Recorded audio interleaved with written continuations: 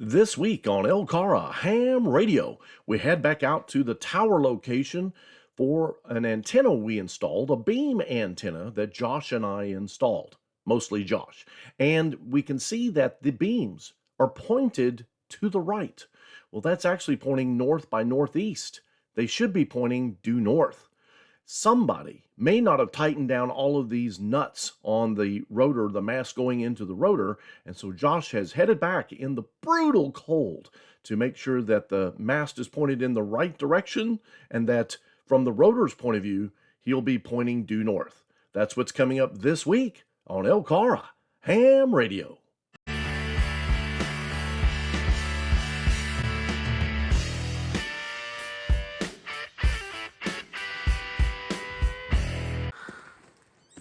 Back down here at Jim's in Birdtown, Tennessee, KO4QWO, where we put up his set of beams. It's been pretty cold this week. We just had some sub-zero temperatures in the past couple days. I haven't had a chance to get down here yet until today. It's still below freezing. It's about 34 out right at the moment. You can still see all the snow on the ground. We had a windstorm come through a couple weeks ago, and it blew his beams around. And so we're just gonna make a quick adjustment and fix that. Yeah, so as you can see, his beams right now are pointing east. I'll get my compass out here in a second and we'll get a good heading on north. And then we're going to loosen up the rotor at the bottom and turn that. And that was part of the reason we set up the rotor on the bottom. If you remember when we were putting this together in that other video, one of the reasons for putting the rotor down low is if you ever have a problem, it's right there. And so that's the problem we're having, is the rotor is down low. And I've got a good reading on my compass here of north. Right that way. It's gonna be pointing that direction. It's almost pointed due east. He said he's about 70 degrees. It'd only be 20 degrees off of due east. The winds come out of the southwest here. And his beams are, forward of the boom. There's nothing to the backside. So it makes sense that it got a hold of it. We probably just didn't tighten it down enough the day we put it up. And so I'm just gonna go over here. We're gonna loosen this up and spin it back around where it's supposed to be and tighten it back up. And that's all we'll have to do. Get right down in here. The old crescent wrench. This is a metric crescent wrench, not a standard.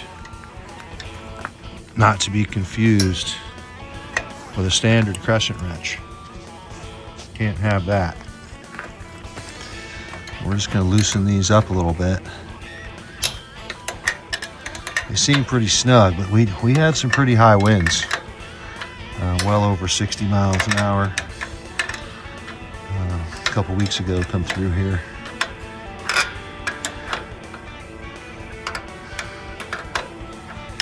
And it just put the twist on it. And that's why we put it down here in the bottom, so this kind of adjustment could be made without having to climb. If it was the other way and I needed to climb, I certainly wouldn't be doing it on a day like today, because like I said, it's probably only 33 or 34 out here.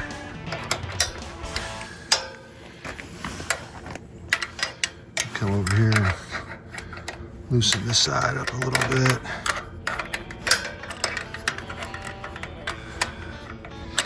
I already went inside and had Jim set his rotor controller to north. So when I spin this around to where it's facing north, it'll be the right way. I have to put a glove on so that I can get a hold of that.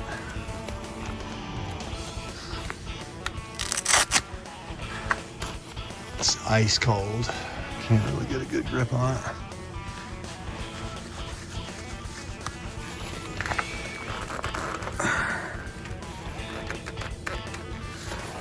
I need to loosen this up a little more even yet.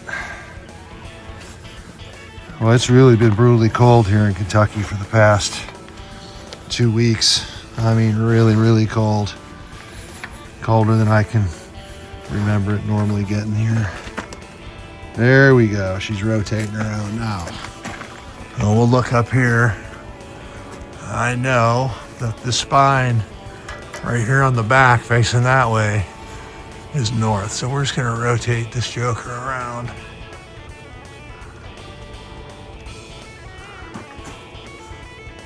Yeah, I believe that's it. We're gonna step back over here for a second. We'll look up there. I'm pretty sure that we're back to pointing north. I actually think I can bring it around to the right just a little bit more. And then we'll tighten that bad boy down. Right there. Oh yeah. Now we're just gonna snug this back up. Pretty simple. Nothing super complicated. Took more time to drive down here. It takes me about 45 minutes to get down here from where I live.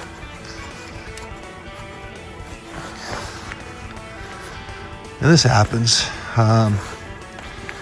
In the video when we were putting this together, I believe Brian tightened this up, and he may have not just tightened it up really tight. Trying to not break anything. The housing of the rotor is aluminum, and you don't want to over tighten it and break anything. It seemed pretty snug, but you know, we're talking about 60-mile-an-hour winds too. So what I've learned in all the years is if you pick a fight with Mother Nature, she's probably going to win. So you're better off just setting yourself up to handle it. And having it a little loose where it's spun may have protected something from breaking. And that's always a good thing, is because this stuff is expensive, and we don't want it to break.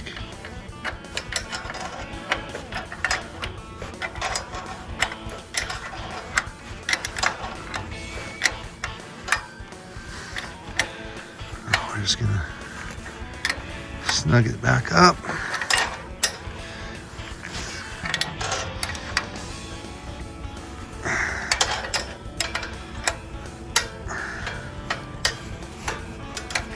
Pretty good on that side. Let me go over here, get this side. And again, like I said, the whole intent of putting the rotor down here on the bottom, which is how I like to do it when I put these together, is if you have a problem, you can service it from right here at ground level, and you don't have to climb. Plus, it transfers all the torque and load created by the wind when it's blowing this thing around down to right here, which is only a few feet out of the dirt. So it's not going to twist the tower down.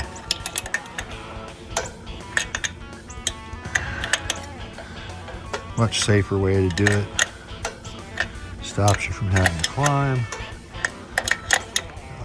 Puts all that torque down here instead of up there. Should keep everybody happy.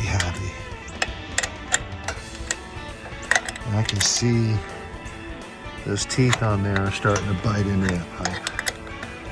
Definitely put the bite on it. We'll go back over here to this side and just make sure that we got that pretty tight.